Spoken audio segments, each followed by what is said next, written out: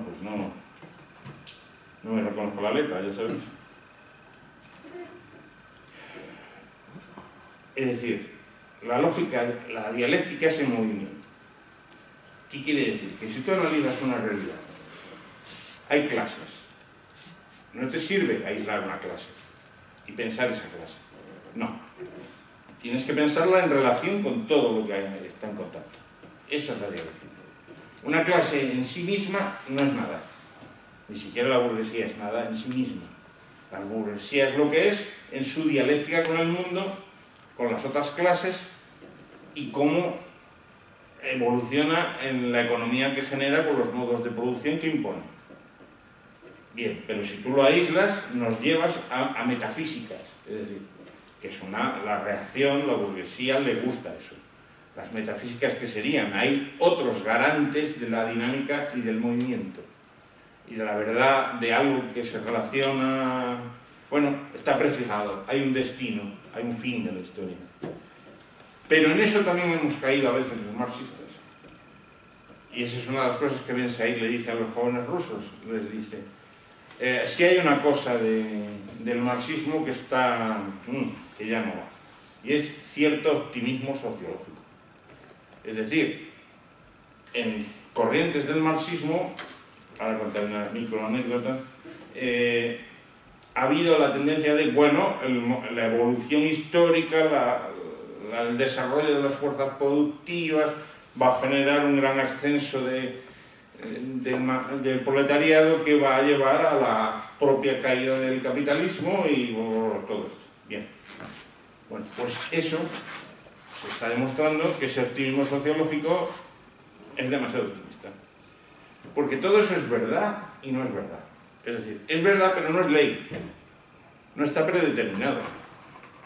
Que un sector de clase trabajadora, yo prefiero decir hoy día trabajadora porque obrero lo llevas más al obrero manual y por desgracia hoy día en cuanto a cantidad han caído numéricamente hablando muchísimo, pero eso es otro tema a discutir. Esa clase no va a existir como tal clase y sus posibilidades revolucionarias si no se construye esa clase. Es decir, porque en sí exista toda una franja social que responde a unas características de tener que vender su fuerza de trabajo para subsistir, que se llama descripción del proletariado, hay más, pero bueno, esa es una forma. Solo con eso no vale para que se constituya como clase y produzca lo que puede producir de cambios en el modo de producción. Es decir, que no viene dado por la dinámica y la lógica de la dinámica del capital. Que el capital tiene tendencias suicidas y autoletales, no hay duda. Pero esas hay que apoyarlas, hay que construirlas, hay que empujarlas y pasa. Es decir, no viene, por ejemplo, la unidad popular de la que ahora hablamos. La unidad popular hay que hacerla. No va a venir, no va a caer de encima, no se sabe dónde. Y desde luego de los despachos o de los bares donde se reúnen 3 o 25 a firmar algo juntos, tampoco viene de ahí la unidad popular. La unidad popular hay que construirla. Y esa es una de las apuestas del marxismo que me parece apasionante. Construirla e inventarla, porque no, ni siquiera es que venga este hecho ya, hay que hacer esto y lo otro. No, hay que inventarlo cada vez. Tenemos los instrumentos, tenemos la dialéctica, por ejemplo. Tenemos ciertas experiencias que hay que estudiar de la historia, no para repetirlas, pero sí para aprender de ello.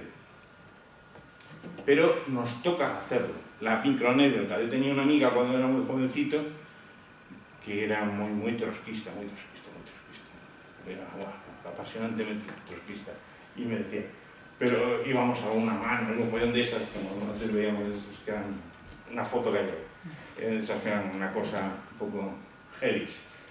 Y a veces decía, oye, pero es que, ¿y para qué vamos a ir? Si vaya rollo hoy, no sé qué, porque no apetecía, por lo que fuera. Pero sí, y decía textualmente, pero sí, porque vayamos no va a ir más deprisa la revolución. Si va a ir, la revolución está ahí, va a existir. Bueno, pues no, había que ir ahí a eso. A lo mejor aquello no había que ir, no lo sé. Pero desde luego no es algo que va a venir dado por el destino. hacía otra broma, que este es del orden del chiste, un compañero que decía, yo no doy nunca propinas. A lo mejor otras personas me han contado este chiste o algo. Yo no doy nunca propinas ni limosna, porque cada propina o cada limosna que doy retrasa un minuto la revolución mundial. Vale. Era una broma, no es que se lo creyera. Pero bueno, había algo del discurso de no favorezcamos la caída de ciertas contradicciones, que eso paramos el motor de la historia un poquito. Bueno, es verdad, el motor de la historia funciona con las contradicciones activadas, pero una contradicción no es un hecho en sí, sino algo que hay que explotar, producir y sacarle su jugo. Si no, pues bueno, la contradicción está ahí, haciendo sufrir a mucha gente, pero bueno, eso es la dialéctica. Dicho en súper esquemático, reduccionismo, vamos, si me deje el escupe, el más mismo posiblemente también, pero para entendernos un poquito. A lo mejor dan ganas de leer algo de esto. Hay algún librillo por ahí que dice que es la dialéctica y cosas de esas. No marxista, pero bueno. Hay una tendencia en el marxismo que es interesante, que es el marxismo dialéctico, que digamos que estudia más estos aspectos y que hay quien no le gusta nada ese aspecto del marxismo, tiene sus dificultades, pero bueno, bien. La dialéctica es que esta frase Lenin decía que le encantaba cuando de pronto se producía un efecto dialéctico del tipo de esos, comillas, saltos impredecibles, que de pronto algo, ¡pum! Bien.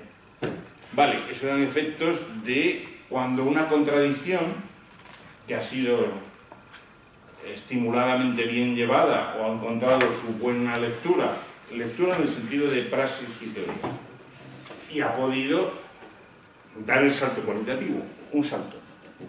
Es decir, se encuentran dos problemas, tesis-antítesis, son elaborados, son inventados, son construidos y producen un salto a otra cosa, cualitativo. Ahí ya entran temas de que si la acumulación de cantidad produce salto de calidad, bueno, pero entre cosas hoy no tocan. Entonces, después de la cita de Lenin, sí, entramos al tema de la lucha de clases, como motor de la historia, clásico del marxismo. ¿Eso es verdad o no es verdad? Es decir, según esto, toda la historia se ha producido, la leemos, no porque fue la batalla del año tal o porque el rey no sé cuánto se casó con la reina no sé quién, y que bueno, que eso influye, no digo que no influye. Esto que nos han vendido durante un año y pico de Isabel, los reyes católicos y todo el lío que tenían, ¿habéis visto la serie esa? ¿Alguna vez yo he visto algunos capítulos y bueno, para vendernos la sacrosanta unidad basada en el matrimonio de esta parejita un poco complicada, bastante machistoide y todo, el caso es, ¿dónde está ahí la lucha de clases? Por todas partes. Luego en la serie no se ve, pero ahí sí, estamos en una época todavía de feudal, están saliendo del feudalismo, pero estamos todavía en la dimensión feudal y ahí hay clases, evidentemente, no son las mismas que ahora, pero hay clases. De sus encontronazos, de sus diferencias de intereses, surge los cambios. Unas veces surge el predominio de un sector, otras veces otro, otros se equilibran, todo eso.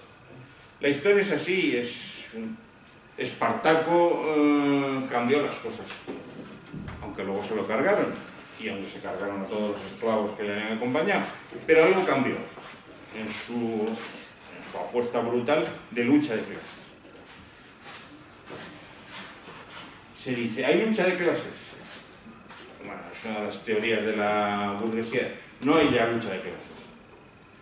No solo es una teoría de la burguesía. ¿Qué ha pasado? ¿Han llamado al timbre? Una alarma de punto que hay un salto extraño aquí. Un salto de la historia y hay que estar atentos. Perdí el libro. Ahora voy a recuperarlo. Bien, lucha de clases. Estaba con ese tema de la lucha de clases. La lucha de clases es de clase contra clase y entre clases. Vamos a ver. La Primera Guerra Mundial es una lucha de clases, pero no del proletariado contra la burguesía, sino de la burguesía alemana contra otras burguesías, compitiendo por mercados de extensión de imperialismo en el mundo y obtención de materias primas y todo ese tipo de cosas.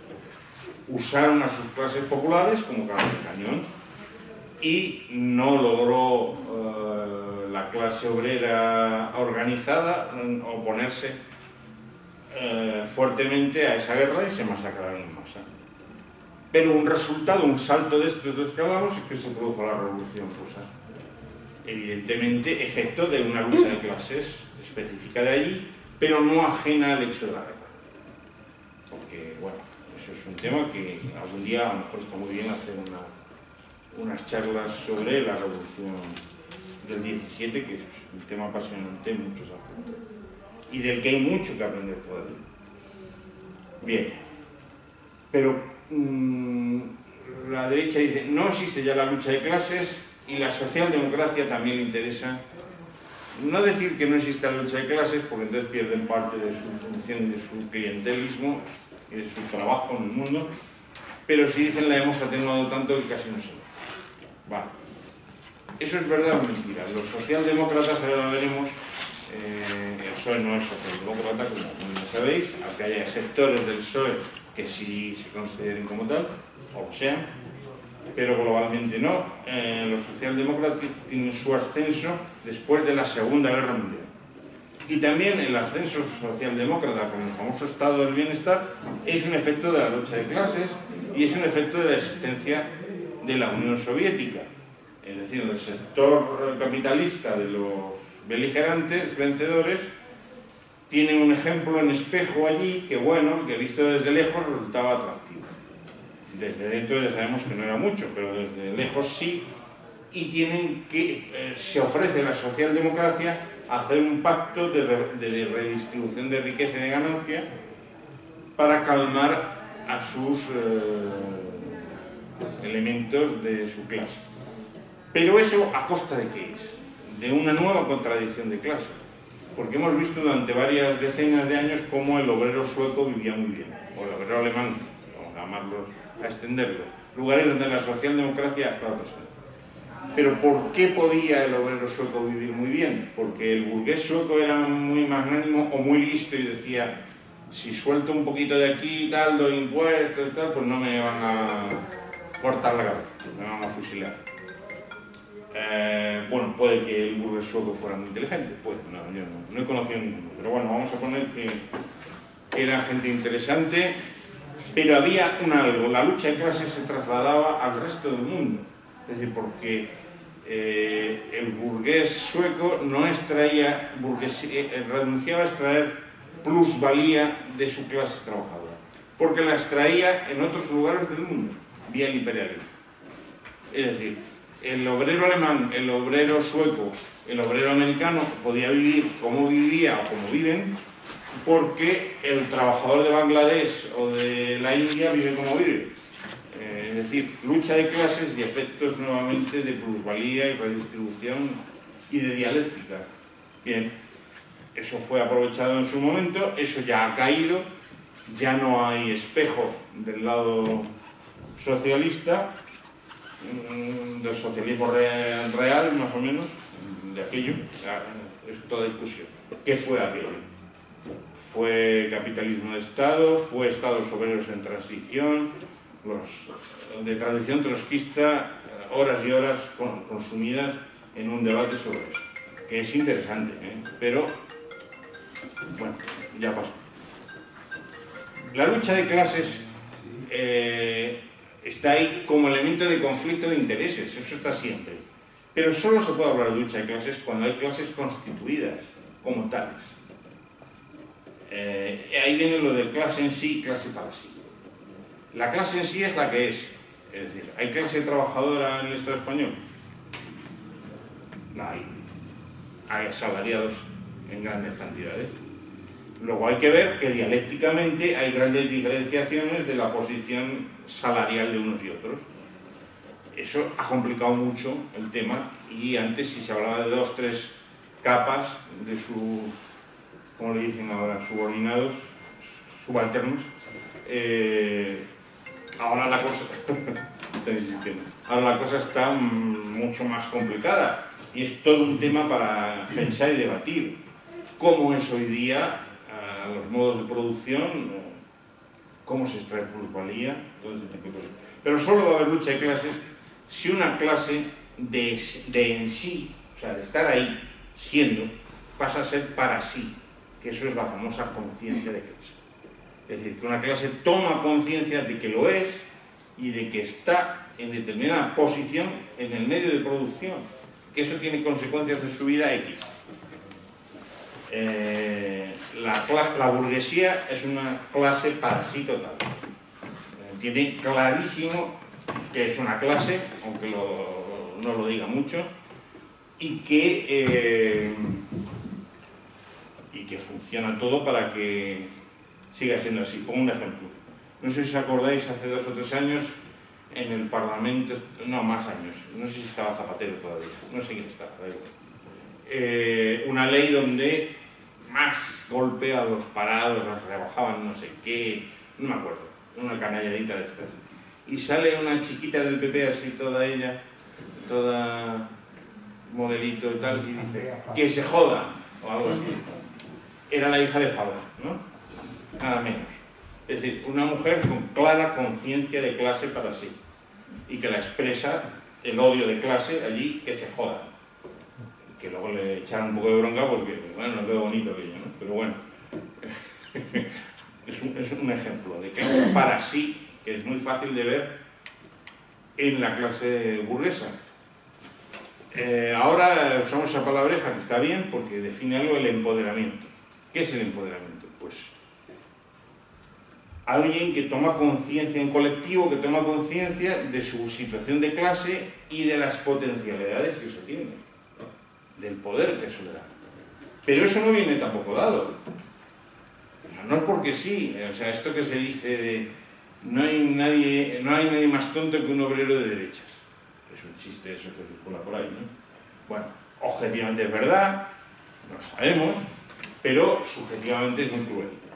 Porque es eludir todos los aspectos superestructurales ideológicos de la hegemonía, de las ideas dominantes y de Telecinco, golpeando una y otra vez para llegar y hacerte sentirte, pues eso, que mejor que si le votas a Aznar, a lo mejor encuentras trabajo.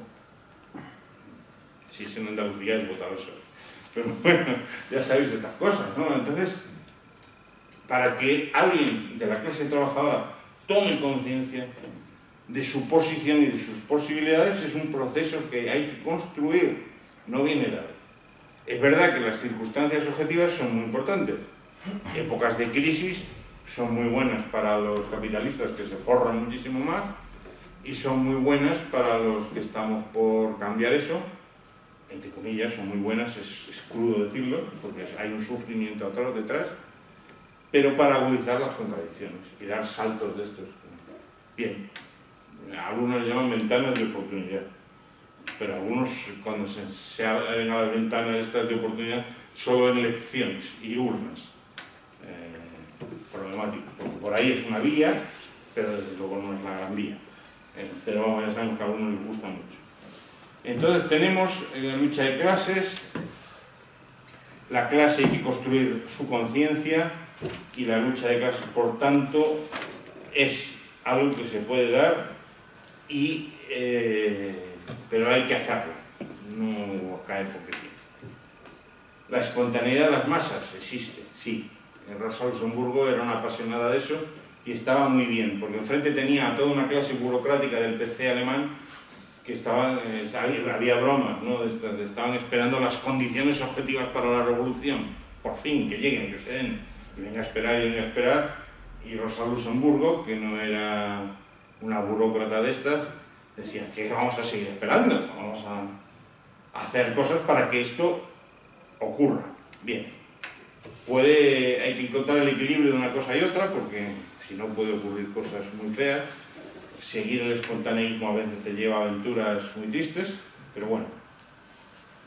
Otro punto que es vital, y joder, ya me estoy enredando mucho. el concepto de Estado. Lo voy a decir en 2 frases, lo cual es un crimen. Pero bueno, todo Estado es un estado de dominación de clase sobre otra clase.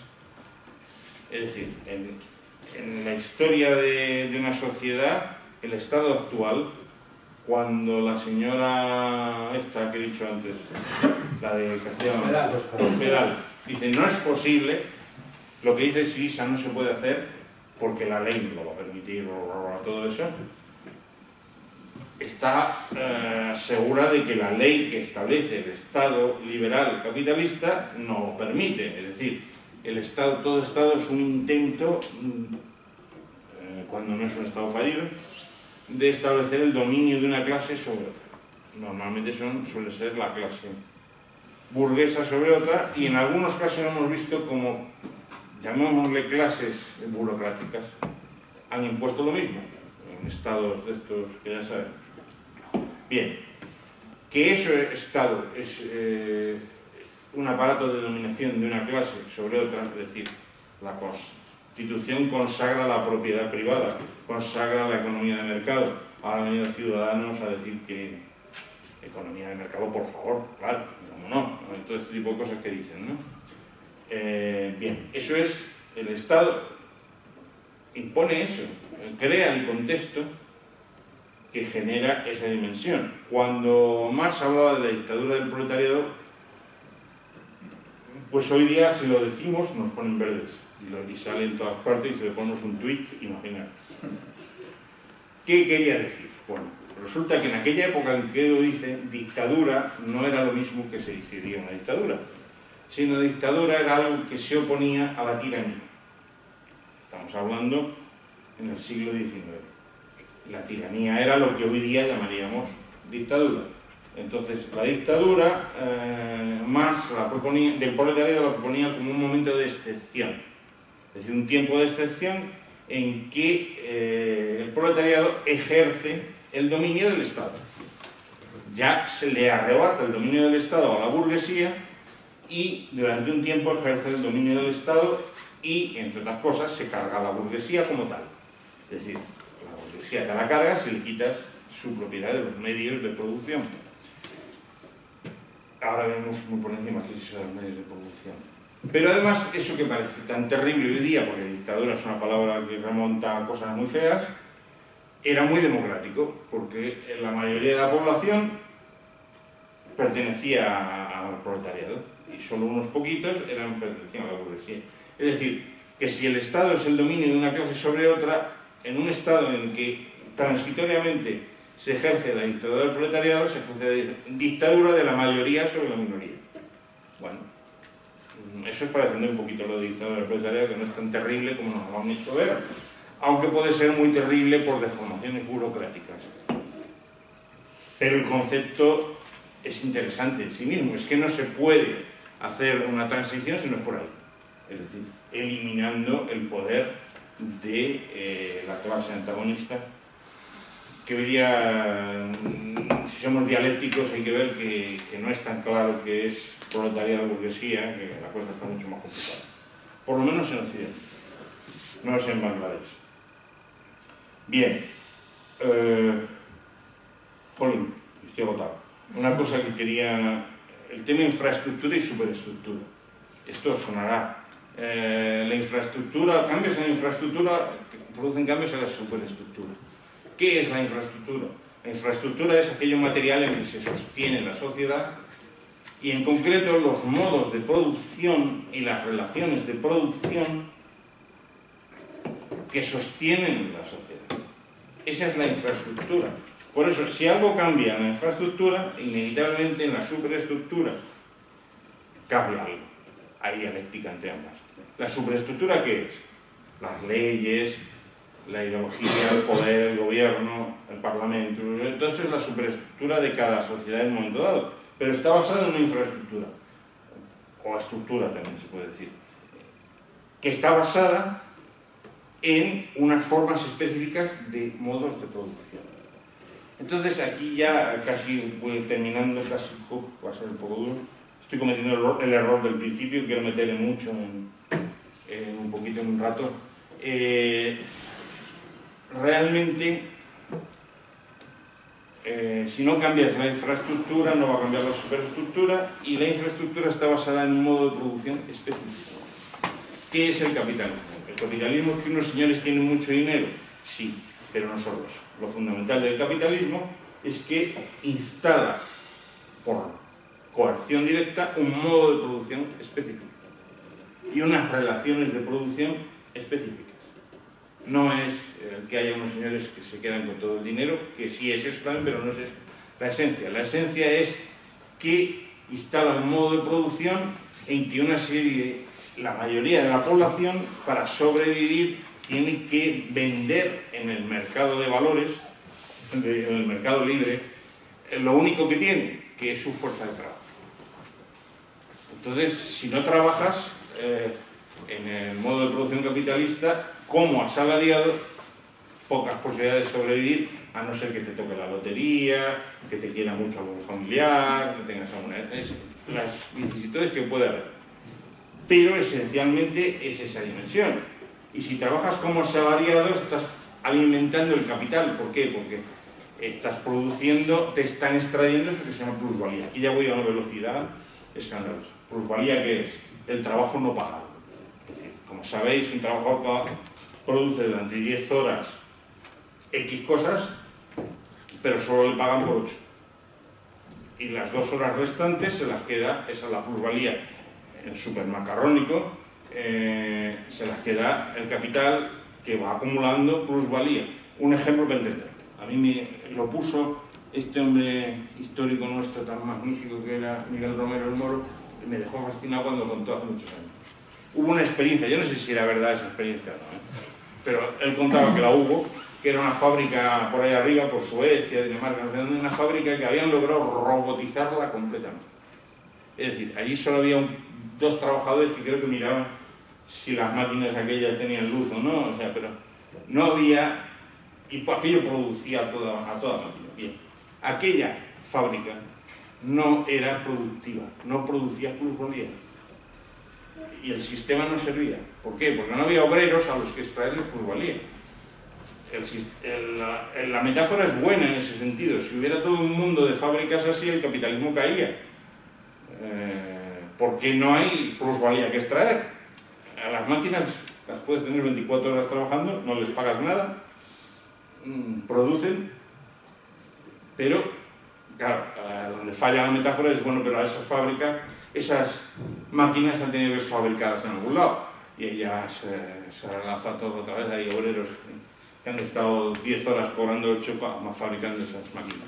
Pero bueno, es una buena idea, es decir, el capital necesita de una masa de trabajadores asalariados a los que extraerle ese pequeño trocito que les va quitando uno a uno y que luego se lo vuelve a quitar por la vía del consumo. Es decir, es una maquinaria, eso es un modo de producción. Cuando hablamos de destruir la propiedad privada, acabar con la propiedad privada, como una única forma de acabar con esta situación es de esa propiedad privada. No puede haber sujetos o entidades propietarios de los medios de producción. Recuerdo en un stock de desahucios que estaba allí, había una movida, imaginar lo de siempre. Y un señor vecino, el pobrecito, entre comillas, que estaba allí estaba ambiguo, no sabía si apoyar a la señora que iban a echar, decía nosotros allí, o protestar, porque aquí lo estábamos haciendo un asco en el portal. Y se armó ahí un rifirrafe y tal. Y me dice un momento, oiga, que yo mi piso lo he comprado con mi trabajo toda una vida, y me lo quieren ustedes quitar, porque alguien dijo algo de la propiedad privada, me lo quieren ustedes quitar, mi piso. Bien. Yo no me acuerdo cómo contesté, porque ahí había un lío que ni si le contesté, pero evidentemente no le queremos quitar su piso.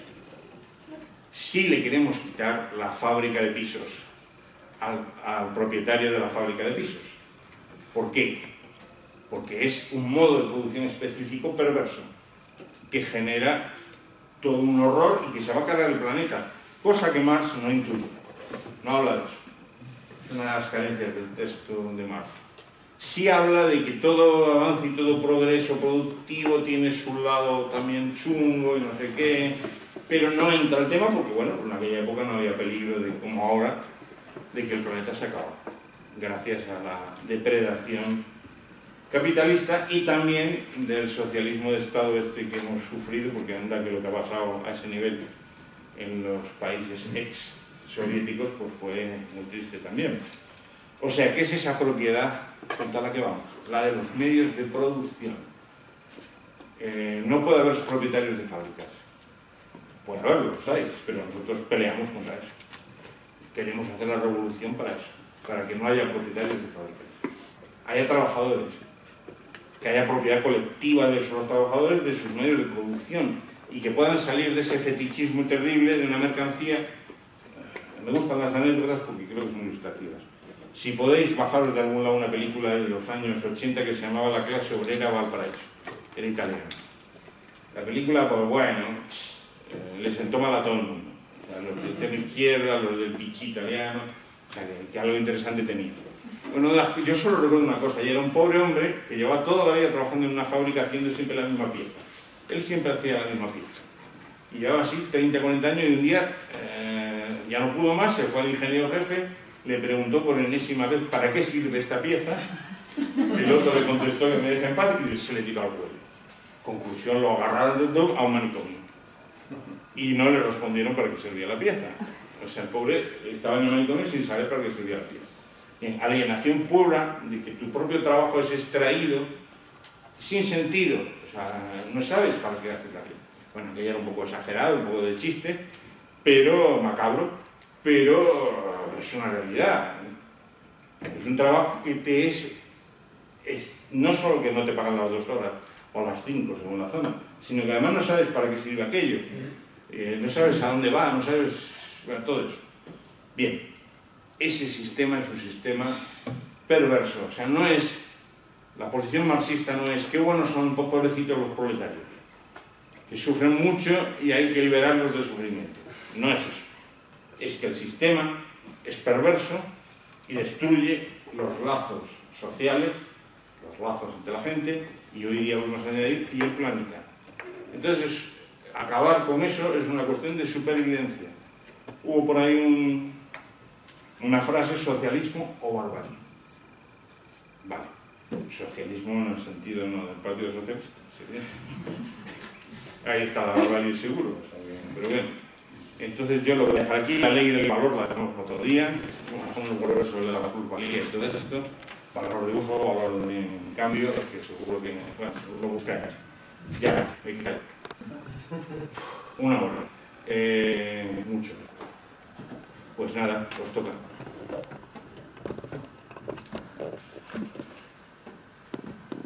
Supongo que ha quedado todo clarísimo, ¿no? Algo...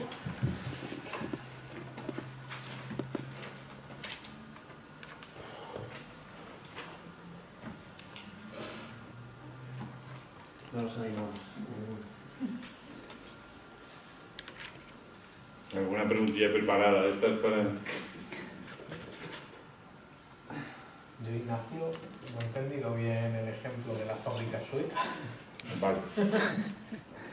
No me ha dado tiempo a pensarlo mucho, pero... Sí, es que tiene su truquillo, o sea, falla, el ejemplo falla. O sea, el ejemplo serviría si bajo un modo de producción capitalista en un territorio todas las fábricas fueran así, porque esa fábrica seguro que producía beneficios. Es decir, al no tener gastos y al conseguir esos robots en un precio que tal, pues su producción era una producción muy barata y seguramente compitiendo con mercancías baratas en el mercado tenían beneficios. Ahí es donde falla la metáfora. Pero imagínate todo un territorio, todo un estado tal, que funciona así todo, que no hay clase obrera, que es una fantasía burguesa esa, y que se dieron cuenta muy bien los obreros ingleses en no me acuerdo qué siglo, cuando se dedicaban a romper máquinas. Tienen un nombre que no me acuerdo. Y que Luditas. Y que se los pillaban, los ahorcaban. O sea, por lo visto cargarse una máquina era más grave que, bueno, pena capital. Bien, lo intuían, que se quedaban sin trabajo. Vale, es una fantasía burguesa. en todo en un estado, vamos a llamarle, se implanta eso, no hay trabajadores, entonces no hay forma de extraerles plusvalía. ¿Por qué? Porque al no darles salario, no le quitas una parte. Y además, como no tienen salario, no tienen cómo comprarte las mercancías. Ahí la metáfora falla porque dice, bueno, se la vendes a los de al lado o en África. No sé. Pero el concepto importante es un aparato productivo que no extraiga plusvalía, no le sirve al capitalismo. Porque entonces no acumula, y el capitalismo es estas cosas, como estos platos chinos, que a mí me pone muy nervioso. De pequeño veías en televisión salir un chino con estas cosas que iba poniendo un plato a girar, uno más, otro, y al final tenía aquello lleno de platos girando, iba de uno a otro, era horrible. El capitalismo es algo así. No pueden parar los platos de girar. Tienen que ir cada vez más, y cada vez ser más, y cada vez ser más. Y ahí vienen las grandes crisis del capital, que de pronto hacen crack. Dicen, superproducción, esto, ¿qué hacemos con esto? Lo suelen resolver con guerras. A la de ahora todavía, bueno, han andado pensando alguna guerrilla por ahí, pero todavía no la tienen muy clara, ¿no? No sé si te he explicado algo más de la metáfora esa, que no es muy buena del todo, pero bueno, a mí me gustó en su día. Yo quería comentarte un poco al hilo de lo que has dicho antes, de que es difícil que asumamos el posicionamiento de que eres clase trabajadora y tal. Porque me suele pasar que, sobre todo con el tío de mi novia y tal, que yo creo que lo hace para chincharme un poco otra vez. Sí. Nada, o sea, cuando discutimos a lo mejor política y tal, entonces él me pone siempre un ejemplo que yo creo que lo tiene muy asumido en general la gente, y es que si no hubiera burgueses o ricos, no habría trabajo para la clase obrera. Sí, sí. Y, o sea, creo que eso es un poco por lo que decías tú antes, ¿no? Si no cambiamos el concepto ese de que si no hay un rico que es el que te está dando trabajo y tal, porque él además, yo creo que lo hice medio en serio, medio en broma, pero en parte creo que lo tiene asumido, ¿no? Si no cambiamos ese concepto es complicado, ¿no? El pensar, porque además me pone un ejemplo, él es de Salamanca, de un pueblo y tal, y por lo visto allí, no sé, pues había una fábrica textil o había fábricas textiles, entonces los obreros al final pues se quedaron con una de las fábricas, no sé qué pasaría y tal, y dice que la fábrica se fue al traste. Entonces me pone ese ejemplo, ¿no? Mira lo que pasó en mi pueblo, que se fue el jefe, que el dueño, que era el que tenía el dinero y tal, se la quedaron los obreros. Entonces, creo que es complicado cambiar esa mentalidad, ¿no? De que por sí los obreros o la clase trabajadora no puede unirse para sacar un cierto volumen, ¿no? de trabajo, o sacar una fábrica, o sacar un... Y bueno, era comentaros. Sí, sí, eso está muy entendido. O sea, que es un poco, yo creo, también lo que es difícil, ¿no? Cambiar la mentalidad de que si no hay alguien que es el que dé trabajo y el que reparta el jornal al final de mes, nosotros solos no somos capaces de unirnos y bueno. ¿Qué pensáis de eso? Por un lado, o sea, que los medios, bueno, así es, igual es un poco simplista, ¿no? Pero a veces cuando pensamos en medios de producción pensamos en la herramienta o en el espacio, pero también en conocimientos medio de producción, y a veces no nos dejan hacer las medios de producción. Entonces, pues muchos, vamos, eso por o sea, y luego lo que contabas de clase para sí, ¿no? Que también lo que nos falta es ese cuando proyectos colectivos fracasan en parte es porque no vemos claro que los objetivos son comunes. También es difícil hacerlo, ¿no? Pero tomar de conciencia de lo que compartimos y de lo que... y que algunos de nuestros objetivos son comunes, ¿no? No sé por qué fracasaría él lo pone como ejemplo, ¿sabes? Yo el otro día le dije, bueno, es que a lo mejor el dueño cuando se fue se llevó a todos los clientes. Entonces, claro, al final los obreros se quedaron sin gente a quien vender ese producto, no lo sé. Pero que me lo pone y me choca porque al final creo que es una realidad asumida, ¿no? Que al final pensamos que si no hay alguien que es el que tiene la pasta y el que te va a dar trabajo a final de mes, como que vemos ahí oscuridad ya, ¿no? No vemos, no sé. Es un tema... Es un tema muy fastidiado. Ejemplos históricos de que los trabajadores trabajando cooperativamente, colectivamente, son incluso más eficaces. Tenemos un ejemplo aquí, que fue en la guerra civil, las zonas, sobre todo en Cataluña, pero no solo, sobre todo zonas agrícolas, pero tampoco solo, es decir, hubo muchas industrias sostenidas en autogestión por los trabajadores, y de hecho esa producción salvó durante 3 años a la República. La República no hubiera podido sobrevivir sin esa producción, porque ahí ocurrió que los burgueses propietarios se largaron y lo dejaron aquello así, ¿no? Ahora, problemas muchos. Hay textos interesantes sobre esa experiencia, donde se ve claramente que algunos de los avances productivos que se dieron fueron luego utilizados por el burgués que recuperaba su fábrica de manos de las tropas de Franco. Es decir, se la encontraba en buen estado y había innovaciones y las usaba. Bien. O sea que ese ejemplo que pone, pues es muy probable que haya ocurrido, vete a saber por qué. Incluso por dejadez, ¿por qué no? Una de las cosas que se vio en esa experiencia tan impresionante de los trabajos de las empresas autogestionadas en la época de la guerra civil es que el discurso capitalista sigue más allá de cuando ha caído. Una cosa es que ha caído el modo de producción, pero el discurso sigue, no cae inmediatamente, no es automático, es decir, la mentalidad. Y se daban competencia entre fábricas, y de pronto unos obreros de tal fábrica que tenían ejemplos, tenían materias primas acumuladas, en mejores condiciones, se daban a sí mismos sueldos mayores que los de la de al lado, competían con mentalidad capitalista. O sea que también las contradicciones van a estar presentes. La CNT se dio cuenta enseguida de eso, y hay un texto magnífico hablando, lo podemos conseguir y pasarlo, de cómo eso ocurría y qué había que hacer para que eso no siguiera pasando. Cómo se peleaban unas empresas y unos trabajadores con otros, ¿no? Sin seguir con el debate sino para retomar algunas ideas que he ido recogiendo de la intervención de Ignacio y que no he hilado muy bien, sino que bueno, voy soltando un poco así a modo de reflexión colectiva, que yo creo que es parte de la gracia, ¿no? Precisamente de este tipo de espacios formativos. Claro, a mí siempre me ha preocupado que la etiqueta marxista, o incluso marxismo,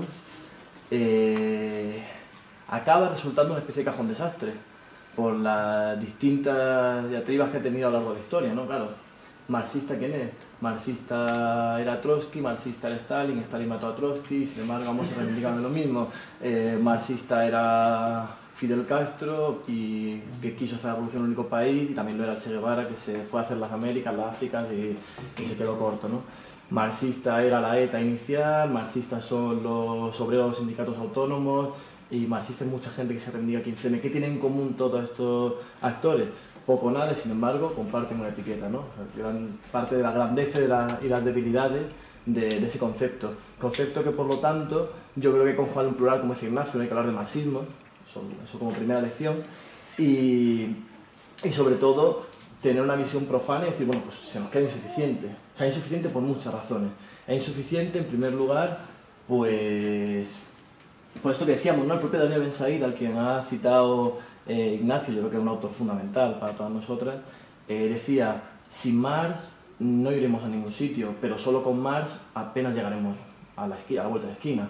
Es decir, que evidentemente hay que huir de los monotemas y de las religiones del libro, que en muchos casos acabó siendo el marxismo para mucha gente, sobre todo a lo largo del siglo XX, ¿no?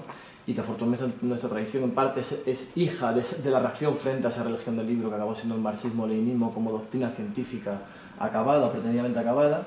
Y es insuficiente también no solamente porque le falten otras teorías complementarias, sino incluso porque, como bien sabemos y como muchas veces se dijo, una acción revolucionaria es 1000 veces más válida, incluso desde el punto de vista teórico, por el aprendizaje que implica, que 1000 aprendizajes teóricos aprendidos a través de un libro, ¿no? Es decir, que al fin y al cabo los aprendizajes que vienen vía praxis son mucho más consistentes que aquellos que se aprenden en la universidad o incluso en formaciones como las de hoy. Pero bueno, bienvenido sea al menos para pegarme un tiro en el pie y decir, bueno, pues estamos aquí, pero realmente donde tenemos que estar es... O sea, no estamos aquí por no estar en otro sitio, pero porque desafortunadamente no hay ese movimiento popular ahora mismo en la calle, en ese tal... pero que son esas lecciones aprendidas en la práctica donde realmente se avanza mucho más la teoría, ¿no? que a través de los libros. Entonces, claro, ¿a mí qué me preocupa? A mí me preocupa, por ejemplo, huir dentro de esta amalgama que es el marxismo o los marxismos, huir de aquellas definiciones deterministas, científicas o mecanicistas que, sobre todo el estalinismo, pero muchos movimientos políticos hicieron del marxismo a lo largo del siglo XX, ¿no? Y para eso, pues de alguna manera reivindicar una especie de... O sea, la incertidumbre como estrategia, que decía el Moro, que decía Daniel Ben-Said, ¿no? Esta especie de el marxismo de incertidumbre de que hablaba Walter Benjamin, este filósofo alemán de los años 30, que era marxista, judío, homosexual, en la Alemania nazi, o sea, que lo tenía todo para acabar como acabó el pobre, ¿no? Y ahí quizá la grandeza de su brillantez, de su lucidez, ¿no? Pero claro, no es una incertidumbre como estrategia entendida como esta melancolía, estas preguntas retóricas, esta indiferencia, incluso el pesimismo antropológico del que hablaba Pablo Iglesias otro día, ¿no? Que tiene muchos militantes de la izquierda, ¿no? Y aprovecho para meter un dedo en la llaga, sino precisamente ese jugárselo contra lo incierto, ¿no? O sobre lo incierto, ¿no? Ese compromiso sin certezas de la que hablaba el propio Moro, ¿no? Miguel Romero, ¿no? Si estamos comprometidos con el cambio y no tenemos certeza de cómo va a ser, no tenemos manuales de instrucciones, pero no por eso vamos a dejar de luchar, ¿no? Yo creo que eso es mucho más importante que estar convencidos de cuál es el camino a seguir, ¿no? Esa revolución introspectiva de la que hablaba Daniel Ben-Said, que decía que tiene esa maldita manía, ¿no? De aparecer cuando nadie lo espera, ¿no? O llega cuando todavía nadie la esperaba, o llega cuando ya nadie la esperaba. Pero como ocurrió en el mundo árabe y como ocurre en tantos otros sitios. Entonces, claro, todo este rollo que, como digo, han sido cosas que he ido hilando mientras voy hablando y que he ido apuntando a medida que hablaba Ignacio. O sea, ¿qué es el marxismo? Para mí, o sea, pues para mí es un análisis de las condiciones materiales de existencia, de reproducción social, de la propiedad de un medio de producción y de cómo todo esto influye y a la vez es influido por el resto de esferas de la vida, medioambiental, social, político y demás, ¿no? Pero claro, al fin y al cabo el marxismo es un análisis del capitalismo y de la lucha y una herramienta de lucha contra el capitalismo. Por tanto, ¿por qué somos marxistas? Si me preguntan a mí, o sea, ¿por qué soy marxista? Bueno, soy marxista porque combato el capitalismo y entiendo que el marxismo es una buena herramienta para combatirlo. Por tanto, es una herramienta contra algo, ¿no? Pero claro, precisamente como bien sabemos, el capitalismo no es solamente las relaciones de producción, el conflicto capital-trabajo, sino que incluye muchos otros conflictos complementarios, como es el conflicto de género, el conflicto medioambiental, depredador de recursos y demás. Por lo tanto, los anticapitalistas, las anticapitalistas, no solo podemos ser marxistas, sino que tenemos que ser muchas otras cosas, ¿no? Y con esto no sé si digo sin nada de interés, pero bueno, es un poco las reacciones que me han surgido de oír a Ignacio. Yo quería polemizar un poco ahí. Bueno, aparte... Saca la localista, anda. Me ha quedado muy hippie lo que he dicho. Tiene que darle un precio, Está enterándose. O sea que lo que has dicho de la praxis, no estoy del todo de acuerdo en el sentido de que nos hace falta mucho conocimiento de la historia y eso nos ahorraría muchas hostias. No quiero decir que en ese sentido sí que reivindico un poco el conocimiento científico, ¿no? En el sentido de, bueno, pues hay muchas formas de acercarse a la realidad y no solo practicando vamos a aprender. O sea, en ese sentido creo que también tenemos que caminar a hombros de gigantes, ¿no? Y aprovechar todo el conocimiento que podamos previo. Y quería polemizar un poco también en estos grandes temas que hemos hablado de marxismo, ¿no? y en la propiedad de los medios de producción, porque por poner el ejemplo de la cooperativa Mondragón, ¿no? De la corporación Mondragón, en el que es verdad que es muy sub generis, pero ahí hay una propiedad colectiva, ¿no? de de la empresa y bueno, pues las reglas del juego capitalista la empujan a unos desastres, ¿no? y a un tipo de gestión, ¿no? Entonces, creo que está claro que es una pieza clave la propiedad de los medios de producción, pero como nuestro sistema, nuestra herramienta de análisis nos va a descubrir muchas otras contradicciones sobre las que tendremos que avanzar, ¿no? Cuando consigamos esa pieza clave van a aparecer muchas otras, ¿no? Y una, por ejemplo, es el capitalismo especulativo, ¿no? En el que sin medios de producción hay un montón de movimientos financieros y de especulaciones que ya tienen un valor muchísimo muy superior a la economía productiva, ¿no? Y sin embargo está generando ese valor, ¿no? Sí, yo por redundar un poco en lo que ha comentado Guille, o sea, me ha gustado mucho la intervención del compañero y comparto prácticamente todo lo que dice, pero sí que pienso que, o sea, no soy muy forofo de Zizek, este filósofo esloveno, pero sí que hay una cosa que dice que creo que engarza con lo que comentaba Guille, y es que los errores teóricos se pagan muy caros. Y entonces me parece que una aportación interesante de tu charla es que hemos de concebir esa relación entre teoría y praxis de modo dialéctico, y no como, digo, cuando pienso de modo dialéctico creo que no se trata de verlos como dos entidades autónomas que se ponen en relación, sino que la teoría incorpora la praxis del mismo modo que la praxis ha de incorporar la teoría, ¿no? Me parece que esa es una forma interesante de enfocarlo y que conecta con lo mejor del pensamiento marxiano. En relación con el tema de las cooperativas, sí que me parece muy interesante, porque además lo he estado revisitando hace poco, el librito este de Rosa Luxemburgo, que también citaste tú, ¿no?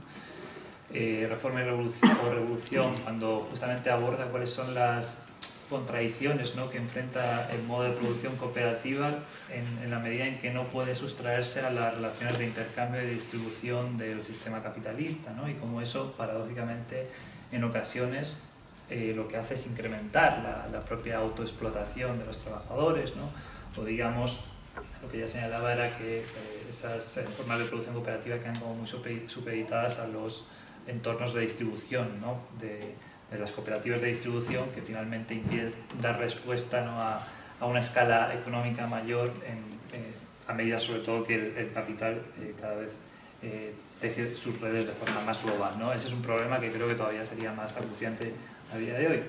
Y finalmente, para decir otra cosa sobre lo que comentabais anteriormente, claro, me parece que un problema esencial es que, o sea, si tú te vas al Marx del capital es diferente, probablemente por cuestiones que yo creo que tienen que ver con la lectura política que hacía de la situación en el propio Marx, ¿no? Pero si retrocedes al primer Marx, en realidad, digamos, él insiste mucho, ¿no?, en que no se trata de pensar la relación capital-trabajo como, digamos, desde esos dos polos y plantear en última instancia las luchas en favor del factor trabajo versus el factor capital, sino de impugnar la relación misma. Y eso, que es una cosa que puede sonar como muy teórica, tiene implicaciones también tácticas y estratégicas muy importantes, ¿no? Puesto que finalmente creo que el ejemplo que ponía el Moro sobre esta fábrica sueca tiene que ver con que hay una contradicción intrínseca al capitalismo, y es que, como señalaba Polanyi en su momento, ¿no?, está basado sobre la ficción jurídica de que una cosa que no es una mercancía, como la fuerza de trabajo, se convierte artificiosamente en una mercancía, ¿no?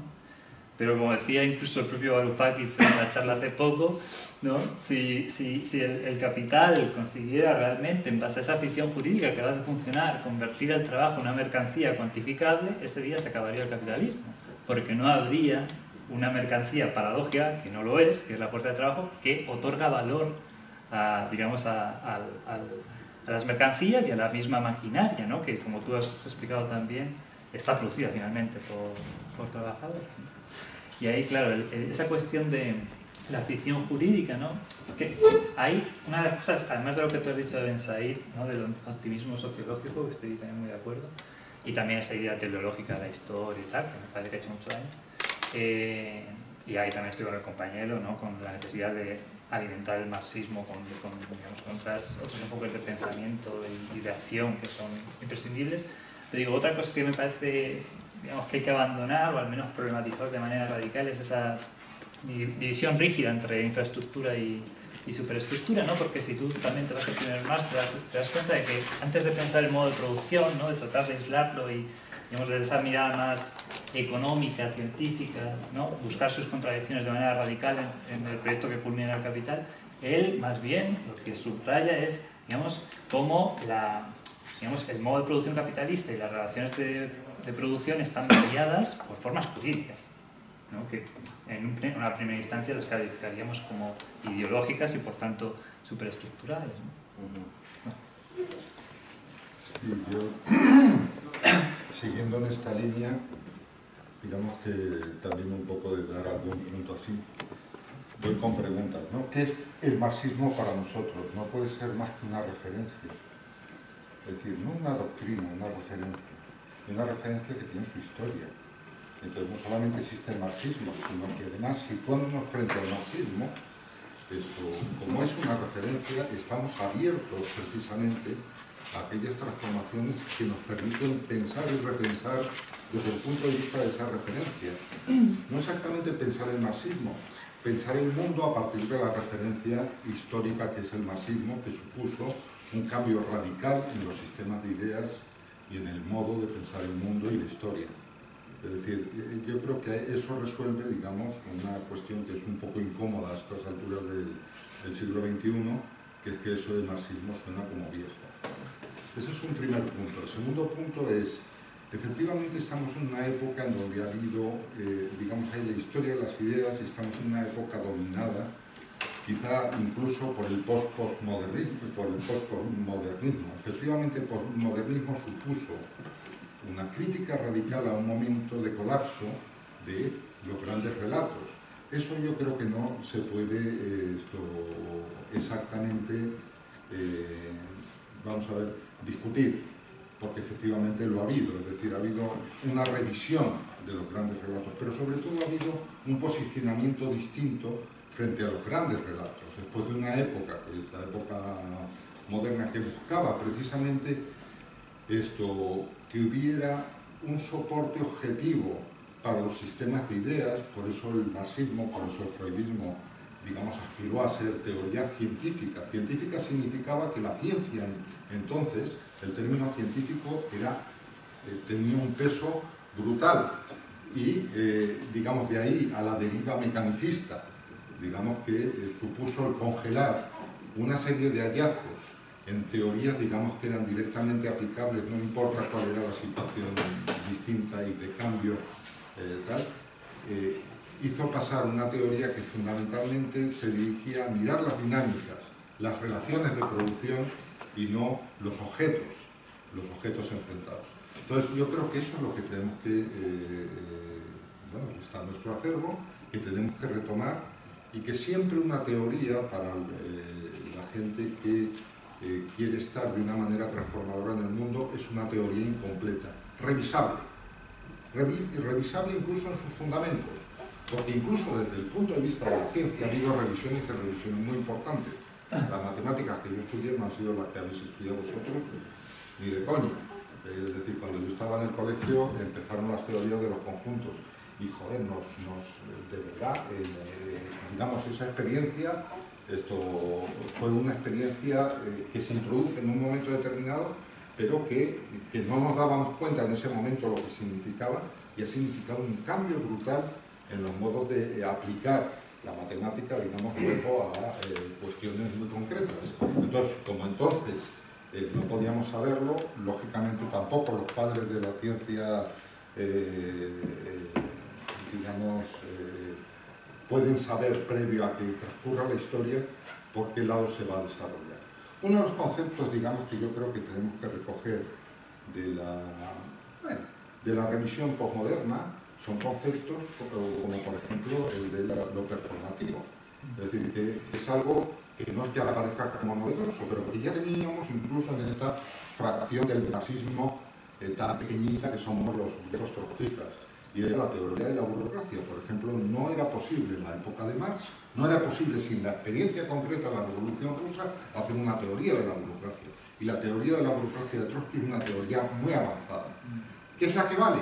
No, es una teoría, digamos, que pone, digamos, los fundamentos para pensar un fenómeno nuevo, del que se derivan seguramente muchas otras cosas. Por eso, lógicamente, es una rama del marxismo que es avanzada y que, curiosamente, a la hora, digamos, de hacer las revisiones, los pensadores posmodernos que más a la derecha se han ido, que más han llevado la revisión precisamente a caer en el periodo anterior, en donde sencillamente era ninguna pretensión, digamos, científica ni transformadora, han sido los que estaban más ligados a la parte más doctrinaria del marxismo triunfante, que era el stalinismo.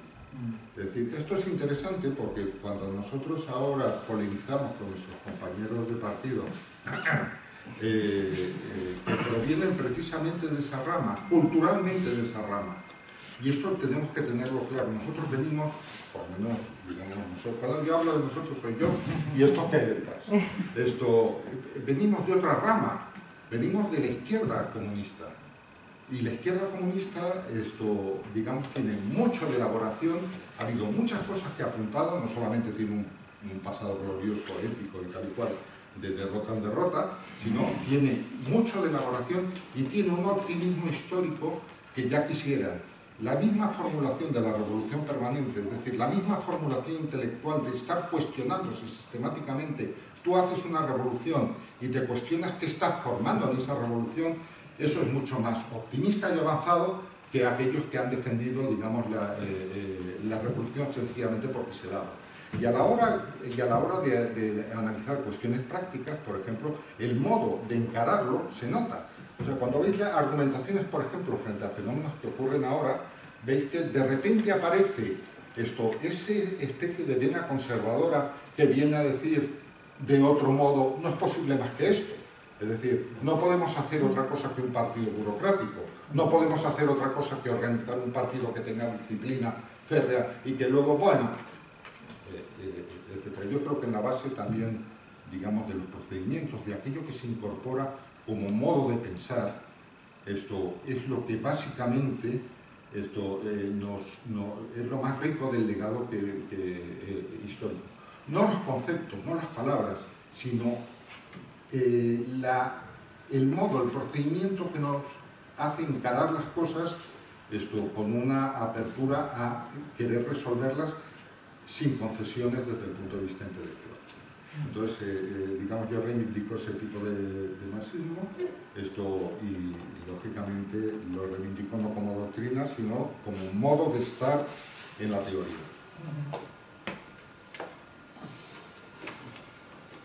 Me ha resultado muy agradable volver a hablar del marxismo después de mucho tiempo. Pero la reflexión que me ha venido es qué retroceso se está produciendo en el lenguaje y en la manera de comportarnos cuando ahora de lo que se habla es de la casta y de la gente. Esos son los términos más antimarxistas que se pueden imaginar. O sea, en ese sentido me parece un retroceso bastante serio.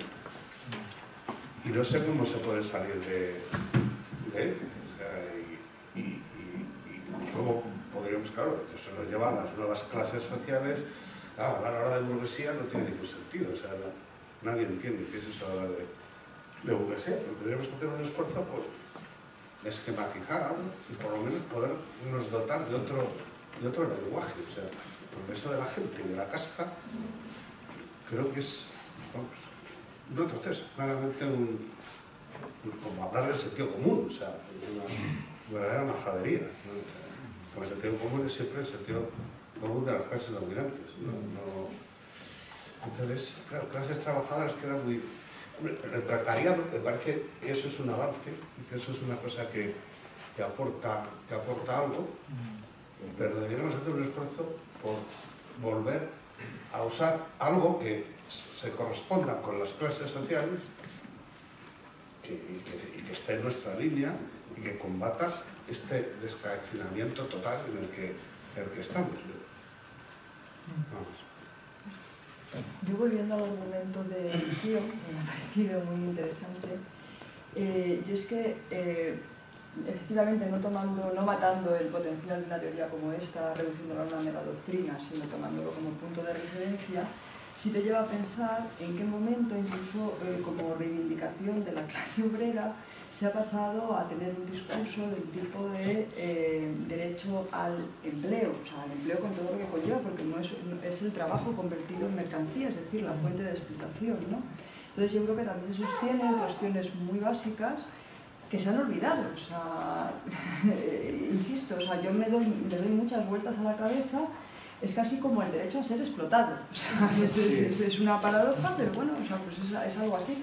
Y máxime en un momento en donde yo creo que con toda la articulación un poco del capitalismo más financiero, en donde yo creo que, claro que no puedes prescindir de lo que es el trabajo, que es el que crea valor, pero como se aleja tanto, casi es muy prescindible, o sea, lo precisas para hacer, yo qué sé, plantar soja y especular con ella con opciones a compra, que yo en economía no entiendo mucho ni nada, pero claro, en ese momento en donde esa articulación entre el capital y el trabajo parece como alejarse o se sostiene más esa ficción jurídica por parte de los propios trabajadores.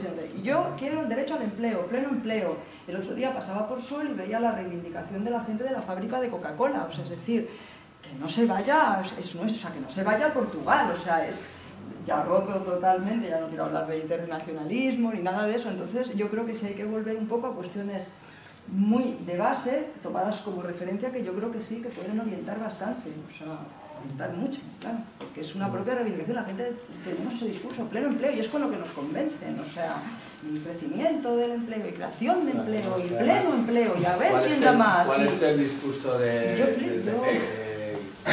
Para salir de la crisis hay que crear... Y luego está el del autoempleo y el del emprendimiento, claro, y tal, entonces... Claro, ellos la recuperación la basan en que haya trabajo. Da igual... Ya, pero trabajo tiene que haber siempre, ¿sabes? Sí, no, pero... Es que sin trabajo no podemos reproducir la vida. Pero otra cosa es el empleo, es decir, ese trabajo convertido en mercancía. Claro. O sea, que creo que es... y que lo puedes poner como el que vende su fuerza de trabajo o el del joven emprendedor que se autoemplea. O sea, no sé ya muy bien eso. O sea, entonces es toda una ideología en donde, claro, ya no quiero entrar en esa distinción que has hecho de la clase en sí para sí, porque estamos en la clase en sí, pero lo del para sí es algo muy discurso. Un segundito.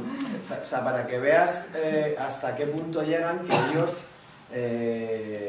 te venden que el bienestar del... Es que además lo dicen claramente, que el bienestar del país es que haya trabajo. O sea, les da igual lo demás, ¿sabes? O sea, es que... Sí, los empresarios, o sea, pero no es ellos, es mi padre, y si no hay empresario, a ver, claro, ¿qué es empresa? Pero me refiero, o sea, que mucha gente compra ese discurso, ¿sabes? El decir, o sea, nosotros saldremos de esto cuando la gente esté trabajando, da igual que gane y tal, pero que esté trabajando. Porque yo creo que ese hay un punto interesante del capitalismo, que es la capacidad y el potencial que tiene para evolucionar conciencias. O sea, eso es muy potente. O sea, yo creo que genera muchas contradicciones, muchísimas, en las que vivimos permanentemente, pero que desde luego tiene como una creación de una falsa promesa o una ilusión que te obliga a entrar como una especie de espiral, o sea, que te atraviesa, o sea, casi, o sea, te atraviesa la conciencia. O sea, estamos todos colonizados de algún modo por esos discursos que se generan. Entonces, volver un poco a las fuentes en el sentido de referencias que nos orienten, pues no está de más. Sobre lo de tu tío, hay una trampa. Si les dio la empresa a los trabajadores que la empresa no era viable, ¿no? Eso para empezar. Y luego, ninguna empresa, o sea, se puede salir fuera de la lógica. Esto tiene que ver también con la gran polémica del socialismo en un solo país y la revolución mundial. Es decir, el problema es que precisamente como es una dinámica que tiene que ver con las relaciones, ninguna empresa se puede hacer un islote, eso ya lo probaron los anarquistas y tuvieron unos resultados. Y además mucha elaboración sobre eso, también hay, que es... ninguna empresa puede hacer un islote, incluido la cooperativa de Mondragón. Esto se encuentran con que se les lleva la lógica del capital. Entonces, un trabajador que tiene una empresa deja de ser un trabajador. Quiero decir, ahí también hay otra de las cuestiones, digamos que el estatuto que uno tiene es un estatuto dentro de una relación. Esto...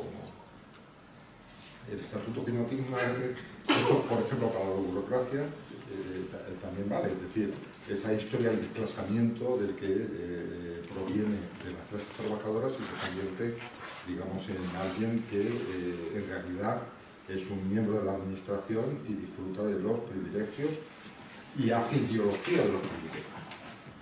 Una cosita más, pero simplemente así metida un apunte sobre lo que tú decías, que me parecía muy interesante, de la relación entre la estructura y la superestructura. Yo creo que otro de los fenómenos, digamos, que ha podido romperse es dentro de esa visión mecanicista, aunque no fuera exactamente mecanicista, pero sí se le daba, uno puede decir, la prioridad la tiene la estructura. Había una frase de Lucas que me parece que decía, ¿cómo es? La existencia condiciona la conciencia, ¿no? Vale. Es decir, la prioridad son las cuestiones estructurales, la cuestión de la existencia, pero sin embargo la conciencia no es un segregado de la existencia. Ahí es donde, por ejemplo, ya hay un combate que también dentro de la tradición del marxismo revolucionario, digamos, se diferenciaba con respecto a esta tesis, y está todas las tesis sobre la literatura de la revolución, en fin, todo lo añadido, digamos, a la parte más política, sobre arte, etcétera, y tal. Pero incluso más allá, también desde el punto de vista político, es decir, hay cosas que ocurren en la superestructura que tienen una incidencia en la estructura. Y justamente nuestra acción política trabaja en gran parte en la superestructura. Otra cosa es que, digamos, se haga el otro discurso, que es sencillamente todo ocurre en el imaginario. Porque eso significa precisamente renunciar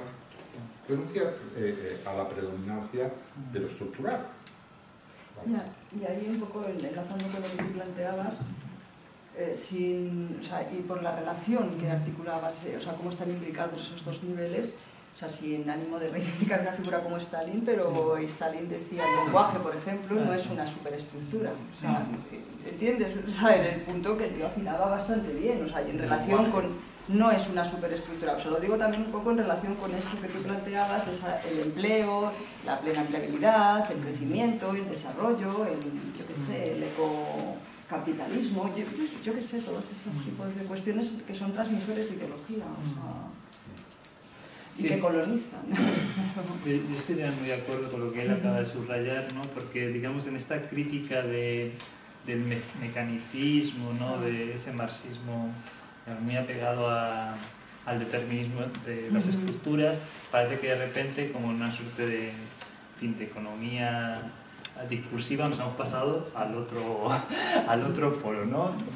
Todo es imaginario, todo es discurso, finalmente las estructuras de producción no tienen ninguna implicación en la determinación de las conciencias y ninguna cosa ni otra, ¿no?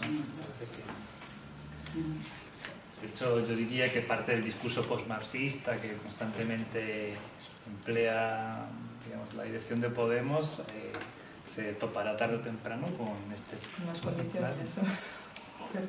Y de hecho, digamos, la estrategia nacional popular tiene también el problema de lo que comentaba antes respecto a las cooperativas, que, digamos, en última instancia, si no se proyecta hacia un internacionalismo que cree, digamos, salidas económicas más allá del espacio nacional, puede devenir en un incremento de la explotación. Sí. ¿No? Son las 9, ¿qué hacemos? ¿Seguimos? No. Pasamos por la neverita si queréis y seguimos conversando. Muy bien.